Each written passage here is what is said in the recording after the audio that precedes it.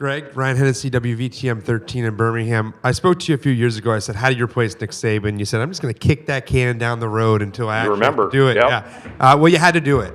There's been so much talk the last 3 days. We've been refreshing Twitter, rumors. But you said, when I talk next, it's going to be the next head coach.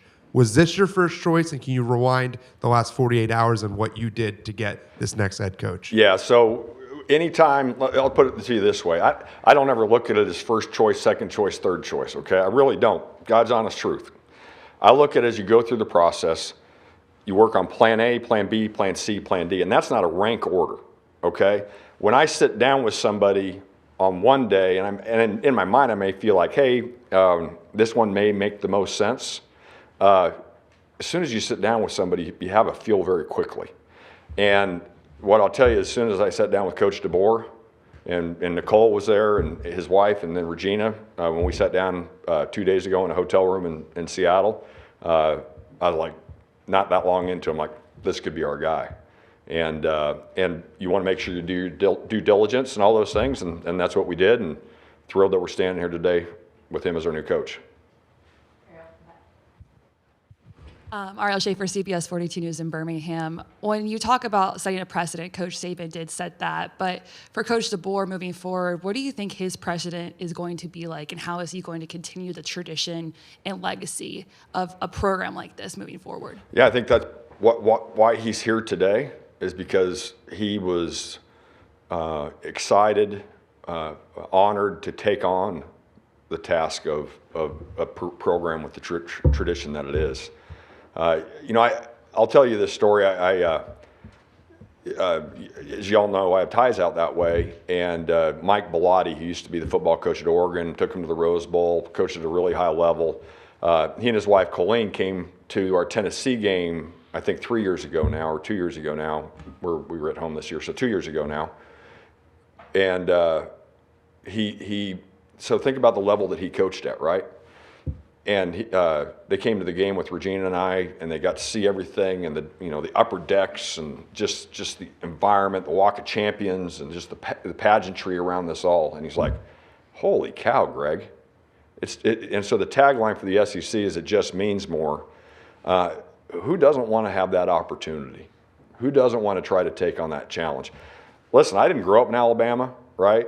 I didn't, but literally, from my youngest years, I remember watching Alabama, watching Coach Bryant come out of the tunnel, and when Keith Jackson and Coach Broyles would call the games, and that was often in San Diego, California, and then later on in Oregon, and I was like, what an awesome place! I didn't know I was going to be so fortunate to be here one day, but if you know anything about college athletics, if you know anything about college football, it's the pinnacle right here, and if you want a chance to be a part of going after and being a part of the really special things in our country, one of the special things in our country, you want to be at Alabama, and I think Coach DeBoer and his family feel the same way. Ryan Brown from the. Hello, Ryan. How are you, Greg? Tired, okay. But I'm okay. We all are. That's right. Do you recall the first time Kalen DeBoer came on your radar screen, and what made him appealing to you? Yeah. So. One of the things, I told this story next door, one of the things my dad taught me early on, because for those of you who don't know, my dad was an athletics director for 29 years, so I grew up around this. But I remember early on, because he knew I was interested in this, and I'd say, hey, Dad, tell me, give me advice on all sorts of different things. But one of the ones that stuck forever was watch coaches coach, okay? So the story I tell, and it's actually a little bit tied to Coach DeBoer, is my first full-time job in athletics was a regional fundraiser at Oregon, and I had all of Southern Oregon and all of California, okay? And so I had a lot of windshield time, as you can imagine, driving around. But I'd get up to Eugene, and I would go watch football practice whenever I could. Well, Mike Bellotti had just become the head coach, who I mentioned earlier, and he had, in just a few years span, he had Jeff Tedford, who Coach DeBoer worked for at Fresno, who I think was here in 17, if I'm not mistaken. He had Chris Peterson, who became the Washington coach. He had Dirk Cutter, who became an NFL head coach. And I got to watch some really high-level coaches coach, and you learn how to watch body language. You learn how to watch their communication skills. How do they come across? Are they smart people, right? And so I watch a lot of coaches. That's one of the things I do. I literally sit in my office because I get there so early. I literally sit in my office some mornings before I work out, and I watch YouTube videos of coaches. And I watch interviews that take place. So I don't know the first time I ever watched Coach DeBoer, but I would guess it was probably 3-4 years ago, something like that, where he was at Fresno, and you just, I never wanted Coach Saban to retire. You mentioned Ryan, kick the can as far down the road as you can, but it would have been irresponsible of me if we weren't working on being prepared when that day came, hoping it would never come. And so, I probably watch hundreds of hours of that every year. Emily Grayson Porter, also from the next round. When you look back on the last 48 hours or so, what will you remember most, do you think? Well, what will I remember most? That's a good question. When you go through this, I'm in my 17th year of being an AD, so I've done this a few times.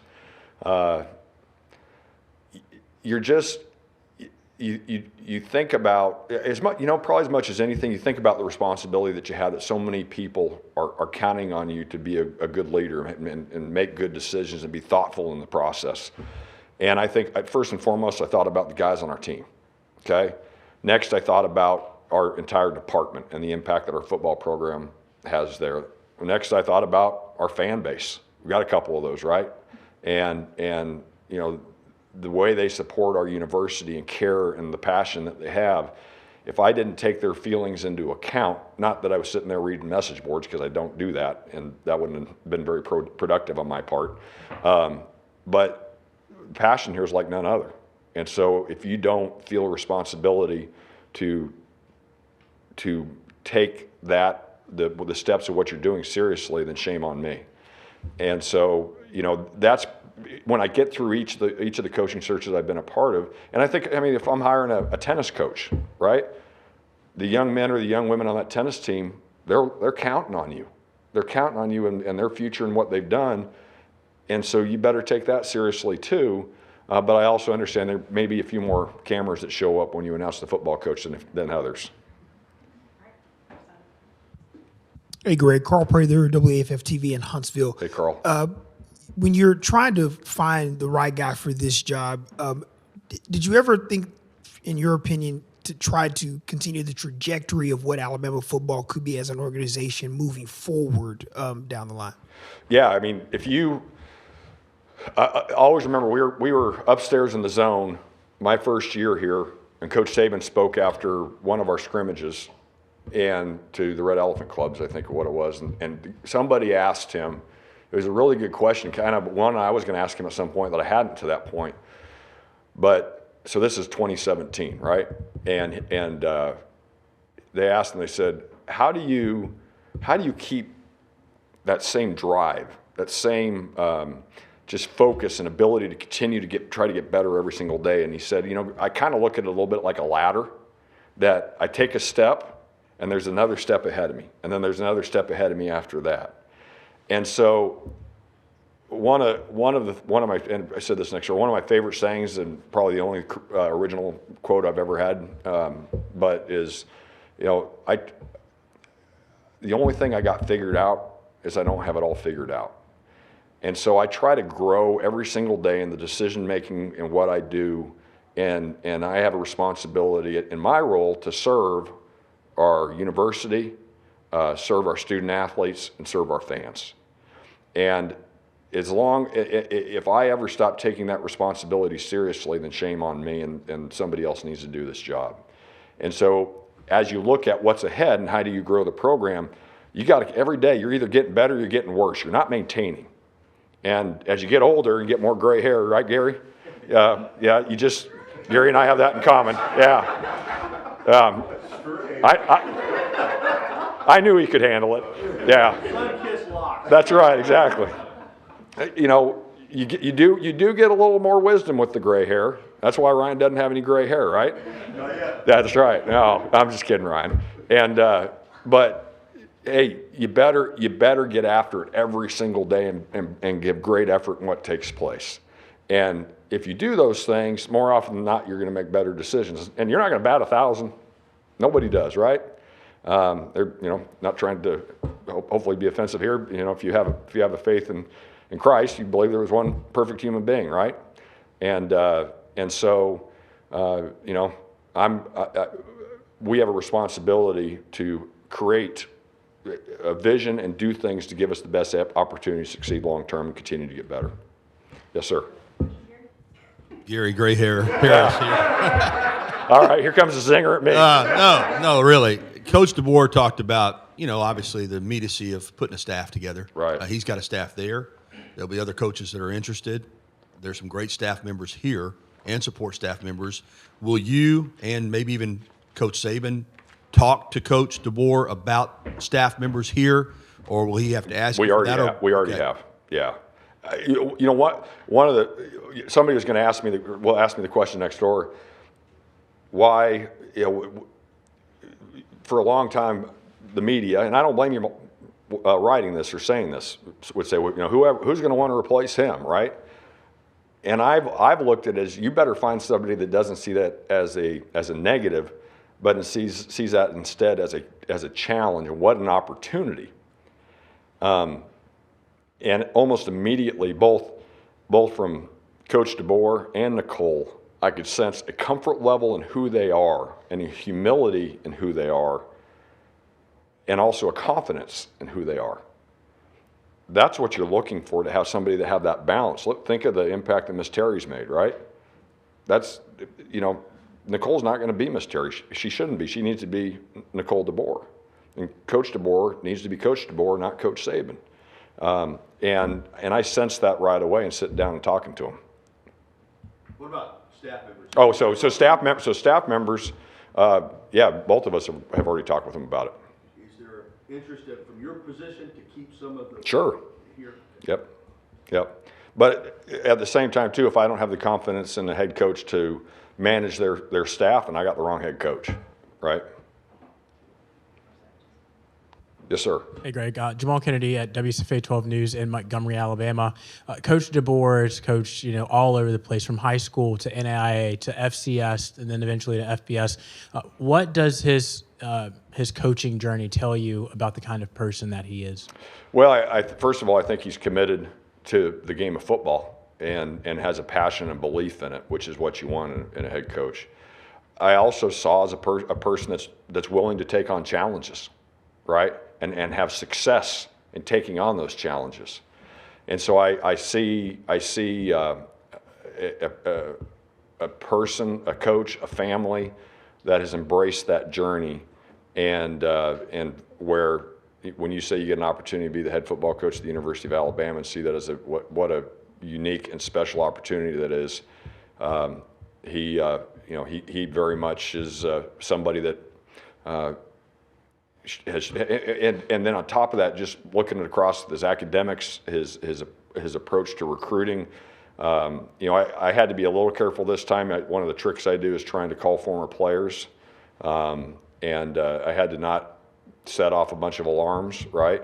But I still was able to get some feedback out there from people that had played for him and worked with him. I'm not going to tell you who it is, but I got a text message from somebody inside the Washington Athletic Department yesterday who I've known for a long time. And she said, "I used to like you." And she said, "We're devastated inside this department because of and she said, but we're happy for him too, because what a good person he is within the walls of the entire University of Washington Athletic Department." Nick Brooks with WTVY down in Dothan. Obviously, a big week for you guys. You look at Coach DeBoer's resume. What sticks out to you the most of what he's done over the past 2 seasons, or whether it's been the past 20 years as a coach, and kind of why you made the hire? Yeah, you look. He took over a challenging situation at Washington. Most of the time, you're not replacing somebody the caliber of Nick Saban, right? And so most of the time when a head job is open, there's challenge with it. And then look what he did in his 2 years there, right? And did it in this modern times, the transfer portal and everything else that we're dealing with as a reality right now. And then on top of that, you just look at his development of the guys that have played for him, and his teams continue to get better.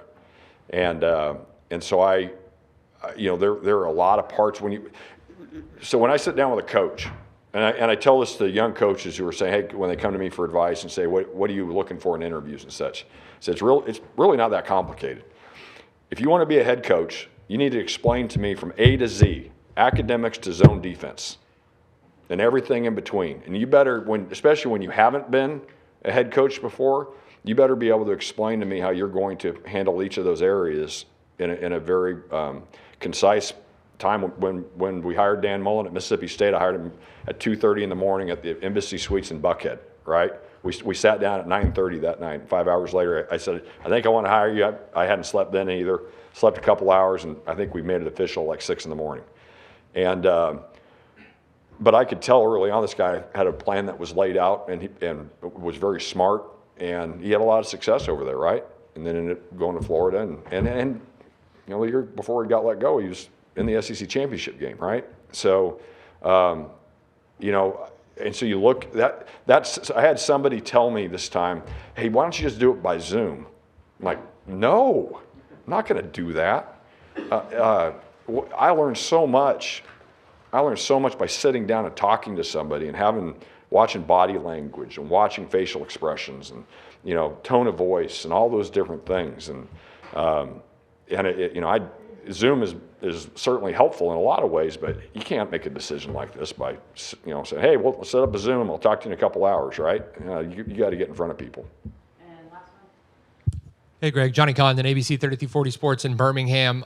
With respect to the ever-changing landscape of college athletics with NIL and transfer portal, during the interview process, how integral was it that you had a guy that was going to embrace the current climate and, for lack of a better term, be willing to play ball? Yeah, well, Coach Saban had a great line that he said over the years that, you know, the dinosaurs didn't adapt, right?